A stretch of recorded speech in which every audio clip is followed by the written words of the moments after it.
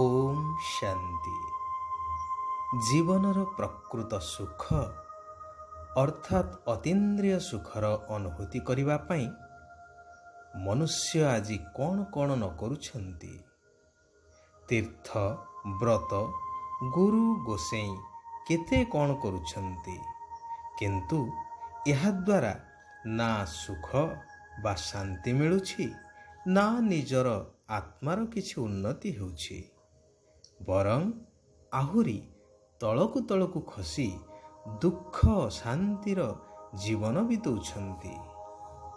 କାରଣ ସୁଖ ଶାନ୍ତିର ସାଗର, ଦୁଃଖହର୍ତ୍ତା ସୁଖକର୍ତ୍ତା ପିତା ପରମାତ୍ମା ଭଗବାନଙ୍କୁ ସମସ୍ତେ ଭୁଲି ଯାଇଛନ୍ତି। ତେବେ ଆସନ୍ତୁ ଜୀବନକୁ ବୁଝିବା, ସୁଖ ଶାନ୍ତିର ଜୀବନ ଜୀଇବାର କଳା ଶିଖିବା ପାଇଁ କଲ୍ୟାଣକାରୀ ଶିବ ପିତାଙ୍କର ଶୁଣିବା କିଛି ଅମୂଲ୍ୟ ମହାବାକ୍ୟକୁ। ଭଗବାନ କହୁଛନ୍ତି, ଏକମାତ୍ର ସୁଖଦାତା ବାବାଙ୍କୁ ହିଁ ମନେ ପକାଇବା ଦରକାର। ଏହି ସ୍ୱଳ୍ପ ସମୟ ମଧ୍ୟରେ ଯୋଗବଳ ଜମା କଲେ ଶେଷ ସମୟରେ ଏହା କାର୍ଯ୍ୟରେ ଆସିବ। ଏଇ ଛି ଛି ପୁରୁଣା ପତିତ ଦୁନିଆ ଏବଂ ପତିତ ଶରୀରକୁ ଛାଡ଼ି ବର୍ତ୍ତମାନ ଘରକୁ ଅର୍ଥାତ୍ ଶାନ୍ତିଧାମ ପରମଧାମ ଘରକୁ ଫେରିବାକୁ ପଡ଼ିବ। ଏହି ସ୍ମୃତିରେ ସର୍ବଦା ରହିବା ଉଚିତ। ଶିବ ବାବା ଏବଂ ତାଙ୍କ ପ୍ରଦତ୍ତ ସତ୍ୟଯୁଗୀ ସମ୍ପତ୍ତି ମନେ ରହିବା ମଧ୍ୟ ଉଚିତ। ଏହାକୁ ହିଁ କୁହାଯାଏ ବେହଦ୍ର ବୈରାଗ୍ୟ। କର୍ମ କରି ମଧ୍ୟ ଯୋଗରେ ଅର୍ଥାତ୍ ପରମାତ୍ମାଙ୍କ ସ୍ମୃତିରେ ରହିବାର ପୁରୁଷାର୍ଥ କରି ଜନ୍ମ ଜନ୍ମାନ୍ତରର ପାପର ବୋଝରୁ ମୁକ୍ତ ହେବାକୁ ପଡ଼ିବ। ବାବା ପ୍ରତିଦିନ ପିଲାମାନଙ୍କୁ ସହଜ ସହଜ କଥା ସହଜ ରୀତିରେ ବୁଝାଉଛନ୍ତି। ଏହା ହେଉଛି ଈଶ୍ୱରୀୟ ପାଠଶାଳା। ପାଠଶାଳାରେ ନା ଅନ୍ଧବିଶ୍ୱାସର କଥା ଥାଏ, ନା ଅବିଶ୍ୱାସର କିଛି କଥା ଥାଏ। ଯେପରି ଦୁନିଆରେ ଭିନ୍ନ ଭିନ୍ନ ପ୍ରକାରର ପାଠ ପଢ଼ି ପୁଣି ସେହି ଅନୁସାରେ ସେହିଭଳି ହୋଇଥାନ୍ତି। ଡାକ୍ତରୀ ପାଠ ପଢ଼ି ଡାକ୍ତର ହେଉଛନ୍ତି, ଏଠାରେ ମଧ୍ୟ ଠିକ୍ ଭଗବାନ ପାଠ ପଢ଼ାଉଛନ୍ତି ଭଗବାନ ଭଗବତୀ ଅର୍ଥାତ୍ ଦେବୀ ଦେବତା କରାଇବା ପାଇଁ। ଯେହେତୁ ସ୍ୱୟଂ ଈଶ୍ୱର ଏଠାରେ ପାଠ ପଢ଼ାଉଛନ୍ତି, ସେଥିପାଇଁ ଏହାର ନାମ ମଧ୍ୟ ଈଶ୍ୱରୀୟ ବିଶ୍ୱବିଦ୍ୟାଳୟ ରଖାଯାଇଛି। ଏଥିରେ ଦ୍ୱନ୍ଦ୍ୱରେ ପଡ଼ିବାର କୌଣସି ଆବଶ୍ୟକତା ନାହିଁ। ପରମାତ୍ମା କହୁଛନ୍ତି, ଯୋଗ କରିବାର ଏଭଳି ଅଭ୍ୟାସ କରିବା ଦରକାର, ଯାହାକି ଖରାପ ବିଚାର ସମ୍ପନ୍ନ ବ୍ୟକ୍ତି ଯଦି ସମ୍ମୁଖକୁ ଆସେ ତେବେ ପରିବର୍ତ୍ତନ ହୋଇଯିବ।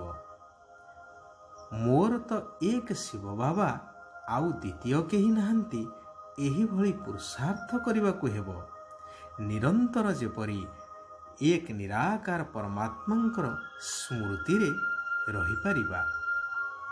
ସ୍ୱରାଜ୍ୟ ପ୍ରାପ୍ତ କରିବା ପାଇଁ ଏହି ଦେହ ସହିତ ଯାହା କିଛି ସବୁ ଅଛି, ସେ ସବୁକୁ ବିଶ୍ୱ ସେବା ଅର୍ଥେ କାର୍ଯ୍ୟରେ ଲଗାଇବା ଅର୍ଥାତ୍ ସମ୍ପୂର୍ଣ୍ଣ ସମର୍ପଣ କରିବାକୁ ହେବ।